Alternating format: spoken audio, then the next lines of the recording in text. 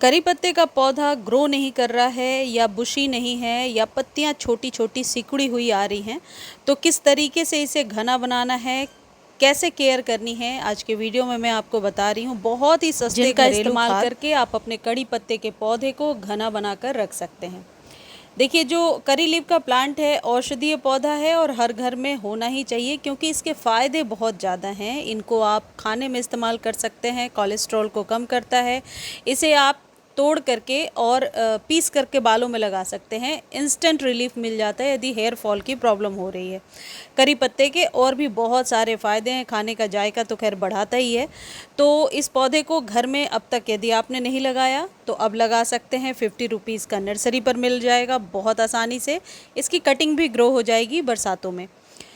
इस पौधे को ज़्यादा लंबा, घना या पत्तियां बहुत स्वस्थ रहें, इसके लिए क्या करना होता है वो वीडियो में आप जानेंगे। करी पत्ते के पौधे के साथ जो ज़रूरी चीज़ें हैं जो आपको ध्यान देना है, ये घना बनाने की एक प्रक्रिया है।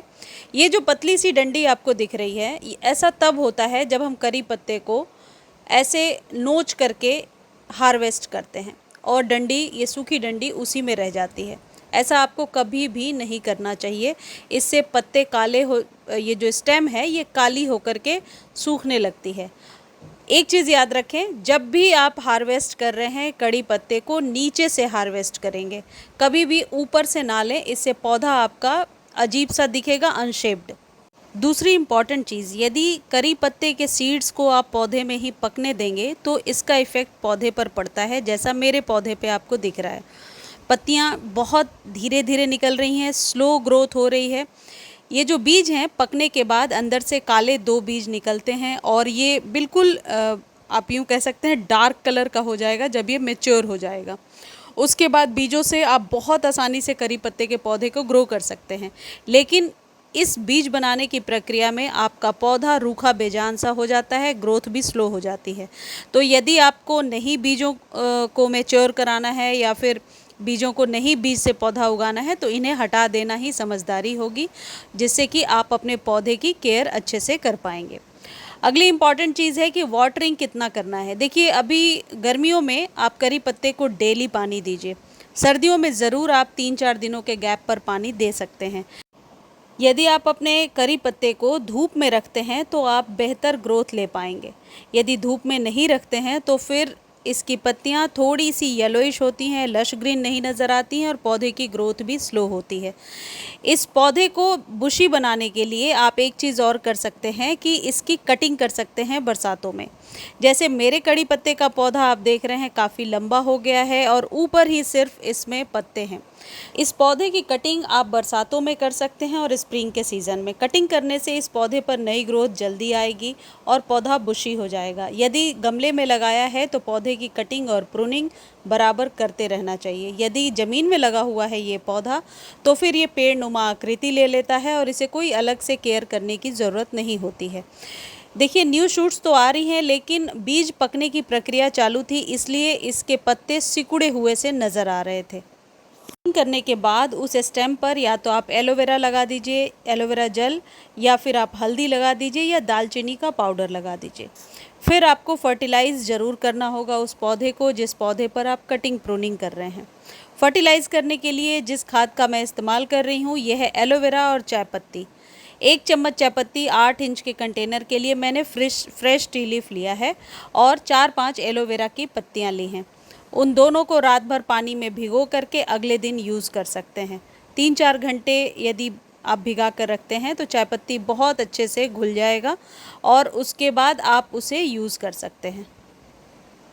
यदि आप ये सोच रहे हैं कि कटिंग किस तरीके से करनी है और कहाँ से करना है तो आप ध्यान रखिए कि नॉड एरिया के ऊपर से यदि आप कटिंग करते हैं तो पौधे की ग्रोथ जल्दी ले पाएंगे। कड़ी पत्ते के ग्रोथ के लिए जो कंप्लीट खाद है जो मैं अभी वीडियो में आपको बता रही हूँ, ये ट्राइड एंड टेस्टेड है और इसका इस्तेमाल यदि 15-15 दिनों पर करते हैं तो कैसा भी रूखा बेजान कड़ी पत्ते का पौधा है वो बहुत ही लश ग्रीन, घना और तेज़ी से ग्रो करने लगता है।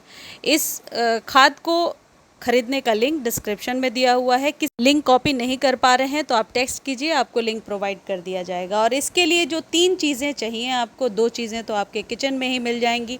एक है चाय पत्ती, दूसरा है हल्दी, और तीसरी जो चीज़ है वो है एप्सम सॉल्ट।